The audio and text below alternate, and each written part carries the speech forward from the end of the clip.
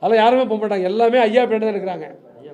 பாட்டாளி மக்கள் கட்சியை பொறுத்தவரையில அனைவரும் மருத்துவர் ஐயா கூட தான் இருக்கிறாங்க.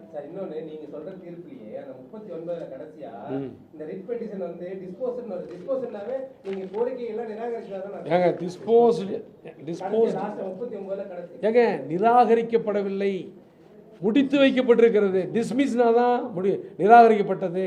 நல்லா பாருங்க, இதான் உங்களுக்கு அந்த அரை வக்கீல் கா வக்கீல் ஒரு ஒரு வீக்கவாசம் வக்கீல் இருக்காங்கல்ல, அவன் சொல்றது டிஸ்போஸ்டு தான் போட்டு டிஸ்மிஸ்ன்னு போடல.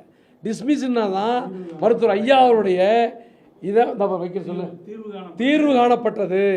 மருத்துவர் ஐயாவுடைய வழக்கு தீர்வு காணப்பட்டிருக்கிறது, முடிக்கல, முடித்து வைக்கப்பட்டிருக்கிறது, தள்ளுபடி செய்யப்படவில்லை, முடித்து வைக்கப்பட்டிருக்கிறது.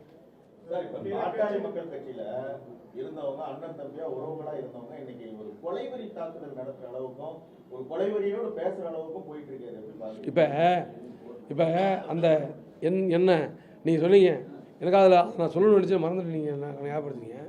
எப்படின்னா, ஒரு காரியத்துக்கு இளவு காரியத்துக்கு போகிறோம், போகும்பொழுது நான் ஒரு எம்எல்ஏங்கிறத விட்டுருங்க, அதில் பாதி பசங்க என்னோட அடிக்கடி ஃபோனில் பேசுகிறவனுங்க, நல்லது கெட்டதுக்கு என்கிட்ட வரணுங்க.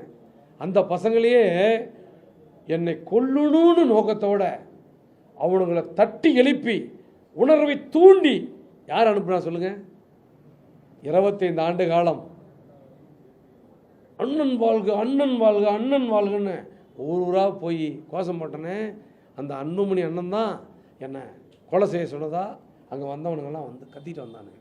நான் என்னென்னா இப்பொழுது கடுமையாக சொல்லுகிறோம், இன்னும் கூட A1 A2 A3 A4 இந்த குற்றவாளிகள் கைது செய்யப்படவில்லை. ஆனால் எங்களை திமுக கைக்குலிங்கிறானுங்க. நான் கேட்குறேன், திமுக கைக்குலின்னு என்ன சொன்னால் எங்களை எப்படி நாங்கள் சொல்கிறோம் என்னை கொலை செய்ய வரையா கைது செய்யுங்கிறோம், காவல்துறை கைது செய்யக்கூடாதா? ஆனால் இதுவரையும் கைது செய்யலை. பகிரங்கமாக காவல்துறை மீது குற்றம் சாட்டுகிறோம். உண்மையான குற்றவாளிகளை இதுவரையிலே கைது செய்யாது. ஏன்? ஸ்காட்லாந்து யார்டுக்கு நிகரான ஒரு நீதி சொல்கிறோம். இதுவரைக்கும் 35 நாள் ஆச்சு.